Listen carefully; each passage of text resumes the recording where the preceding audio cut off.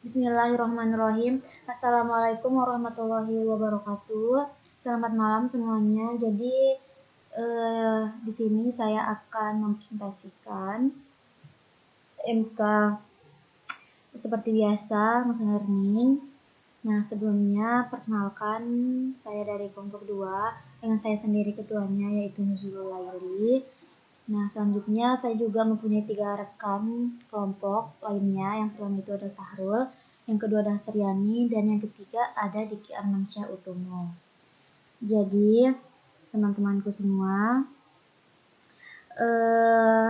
di sini saya akan mempresentasikan dataset yang berjudul klasifikasi gambar angka tulisan tangan menggunakan neural network dengan dataset NNICT PNG.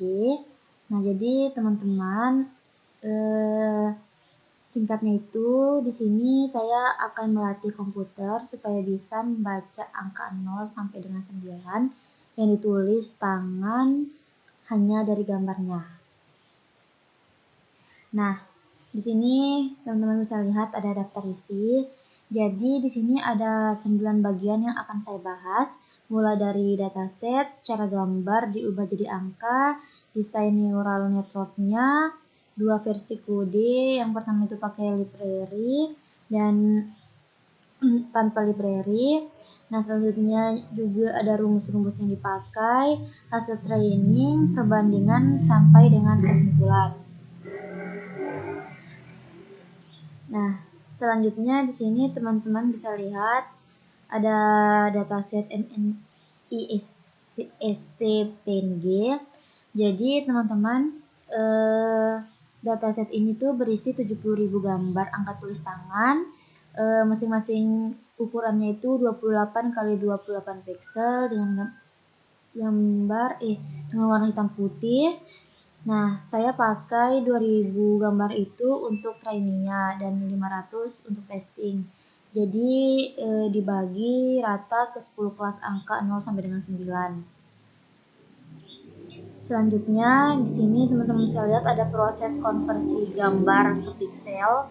Nah, jadi gambar PNG itu tidak bisa langsung dipahami komputer sebagai angka 5, teman-teman.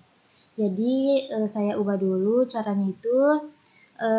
Yang pertama, gambar dibaca dengan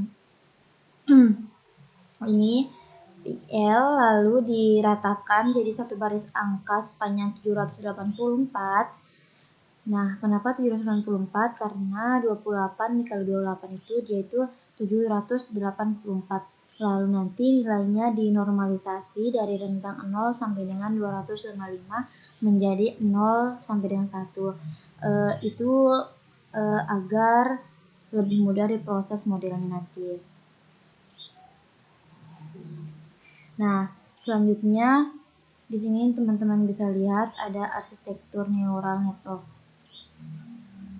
MPL-nya. Jadi di sini teman-teman modelnya itu berupa MLP atau multi-layer perceptron. Nah, dengan 4 lapisan, input 784 neuron sesuai jumlah pixelnya. Nah, hidden layer satunya itu sebanyak 256 neuron. Nah, selanjutnya hidden layer 2 itu sebanyak 108 neuron. Keduanya pakai aktivasi ReLU. Nah, nanti output 10 neuron pakai softmax karena ada 10 kemungkinan angka. Nah, di sini teman-teman bisa lihat. Nah, selanjutnya di sini teman-teman ada kode dengan library. Jadi versi ini kita buat pakai TensorFlow.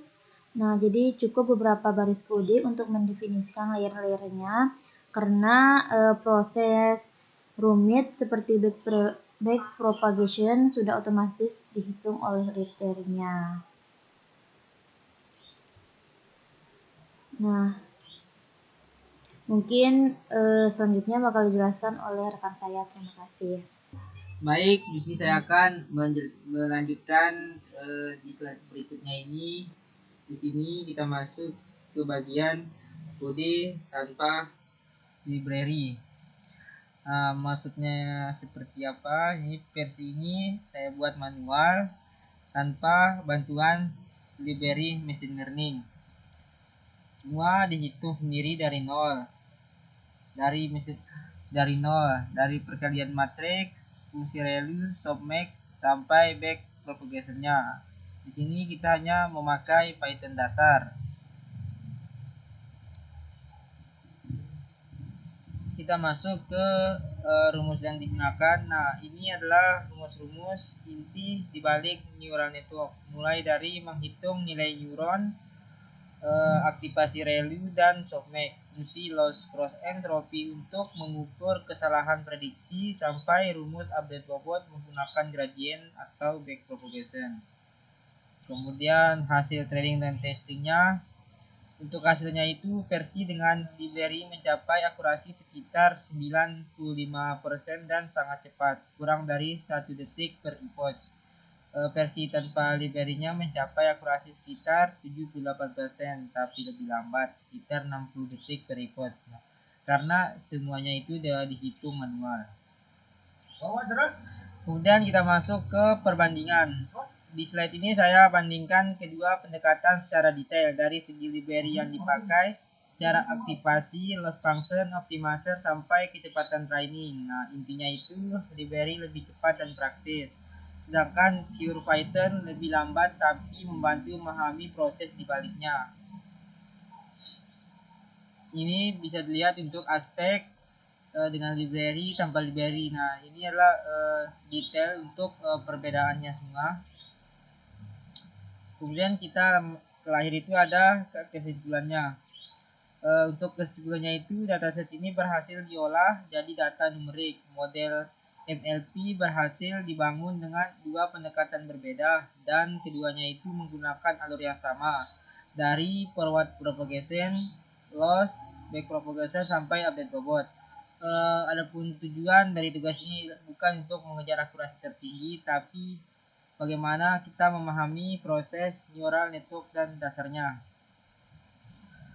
Mungkin itu saja yang dapat saya sampaikan di video kali ini. Lebih kurang saya mohon maaf. Akhir kata, wassalamualaikum warahmatullahi wabarakatuh.